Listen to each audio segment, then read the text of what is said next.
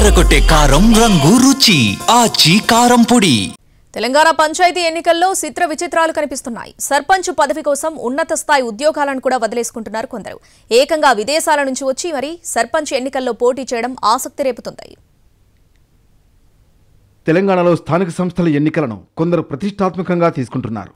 సర్పంచ్ ఎన్నికల్లో పోటీ చేసేందుకు ఓ ఎస్ఐ తన ఉద్యోగానికి రాజీనామా చేయడం చర్చనీయాంశంగా మారింది. కోదాడ టౌన్ ఎస్ఐగా విధులు నిర్వహిస్తున్న పులి వెంకటేశ్వర్లు తన ఉద్యోగానికి రాజీనామా చేసి సర్పంచ్ ఎన్నికల బరిలో దిగుతున్నారు. కోదాడ మండలం గుడిబండ గ్రామం నుంచి పోటీకి సిద్ధమవుతున్నారు ఎస్ఐ వెంకటేశ్వర్లు.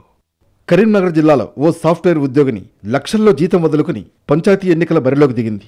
కొత్తపల్లి మండలం నాగుల మల్యాల గ్రామానికి చెందిన మల్యాల జాహ్నవి సర్పంచ్ ఎన్నికల్లో పోటీ చేస్తోంది. శుక్రవారం నామినేషన్ కూడా దాఖలు చేసిందామె. గ్రామంలో నెలకొన్న సమస్యలు తనను ప్రజాసేవ వైపు నడిపించాయని చెబుతున్నారు జాహ్నవి. మరో యువతి ఏకంగా యుఎస్ నుంచి వచ్చి మరీ నామినేషన్ వేసింది. సిద్దిపేట జిల్లాలో సర్పంచ్గా పోటీ చేసేందుకు ఓ ఆశా వర్కర్ తన ఉద్యోగానికి రాజీనామా చేసింది. రాయపోల్ మండలం వడ్డేపల్లి గ్రామానికి చెందిన రేణుక గ్రామంలో ఆశా వర్కర్గా పనిచేస్తుంది.